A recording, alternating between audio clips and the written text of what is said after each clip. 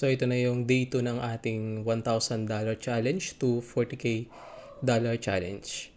So ito yung trade ko ngayon na nag-setup ako dyan ng, ng sell.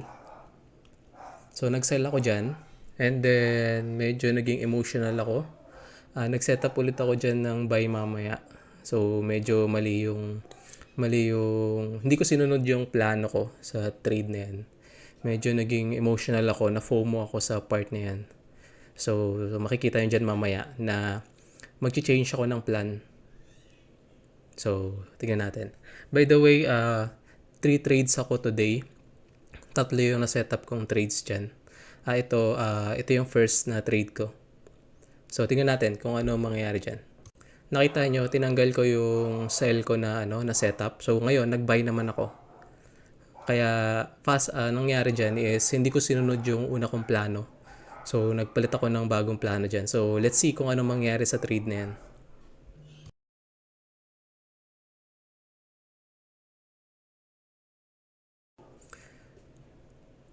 So hit na yung buy natin ngayon. So tingnan natin ano yung mangyayari dyan sa trade natin dyan.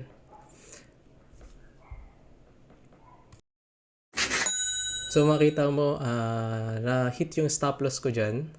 So stick na ako ngayon sa pinaka plano ko talaga, which is yung sell na tinanggal ko kanina. So tingnan natin kung ano mangyayari sa trade na to.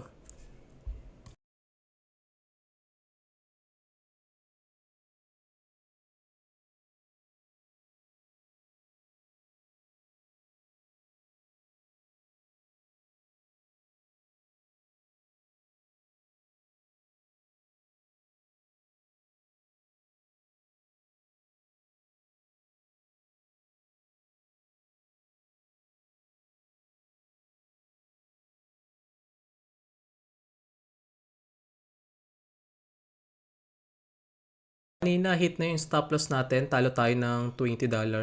So ngayon nag-set up ulit ako ng pangalawang trades, which is yung pinakauna kong plano talaga is sell. So let's see kung ano mangyari dito sa sell natin. So ngayon naglagay din ulit ako ng buy dyan kasi iniisip ko parang medyo na-FOMO ako, medyo nagiging emotional ako ng konti dyan. Naglagay ako ng buy pero kinancel ko din nung na-hit yung sell order ko. So let's see kung ano mangyari dito sa ating second trade. Tsaka isa sa pinaka-problem talaga kapag ka nagte-trade ka is yung ma-FOMO ka. Like yung parang ma-fear of missing out ka na baka hindi mangyari yung pinaka-plano mo. Pero yun nga, dapat stick ka lang lagi sa plano mo, ano yung setup mo, dapat dun ka lang lagi babase.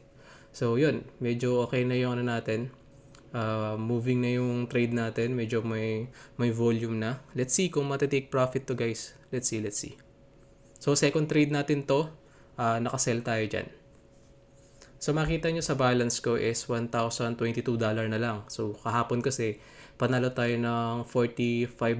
So kanina loss naman tayo ngayon ng $43 or $42. So tignan natin. So yun, nag-close na tayo ng trade. Profit tayo ng mga around $40, parang ganoon, or $39. So ang balance natin ngayon na bago is $1,059. And then ito naman yung third setup ko. So kanina nag-trade tayo. So mga dalawang trade yon. Ito naman pangatlong trade natin pero medyo malayo yung agwat nung pangatlong trade. So halos 2 hours yung pagitan nung trade natin na pangatlo. So let's see kung ano mangyari dito. So stick tayo sa plan. Hindi na tayo ulit sa kanina na, na medyo medyo pangit yung setup ng trade natin. Binago natin yung plano. So next nating plano is nag-buy naman tayo. So yan. Stick na tayo dyan sa plan na yan. Hindi na tayo mag-i-input ng sell. So, stick tayo sa kung ano yung nakikita natin sa market. So, yan. Nag-buy tayo dyan sa area na yan. Pero hindi pa siya hit. So, naka-buy stop tayo sa trade na yan. So, let's see kung may hit yan or mag-take profit tayo. By the way, ang balance na natin ngayon is $1,059. So, 1-1 yung score natin. Una, talo tayo. Pangalawa is panalo. Pero since ang trade natin is 1:2 yung risk-reward ratio natin, so profit pa rin tayo kahit natalo tayo nung una. So yun, let's see kung kung may hit ba tong buy natin, buy order natin. Kung magpa-profit ba tayo this pangatlong trade natin. Let's see. So ayan, tingnan natin kung may hit yung buy natin. Actually, stick na ako sa plan na to, hindi na ako ulit sa mali ko kanina. So yan, hit na yung buy natin. Let's see kung matitik profit natin to, kung makaka-score tayo ngayon. So, ang balance natin is $1,059. So, yun, hit na. $1,101 na yung profit natin. Thank you.